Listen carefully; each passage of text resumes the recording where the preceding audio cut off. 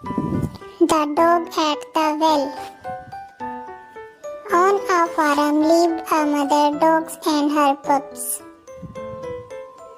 The mother dogs warned her pups to never play near the well.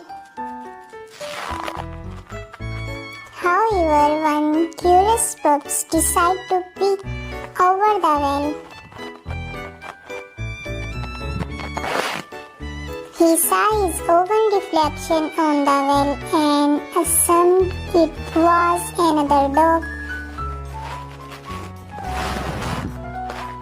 He started barking at his reflection as he thought the other dogs was imitating him.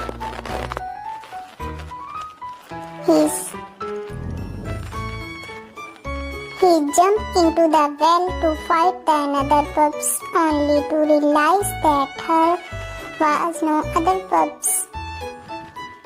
He kept on barking till the farmer came and saved him. The pup never went, came the well again.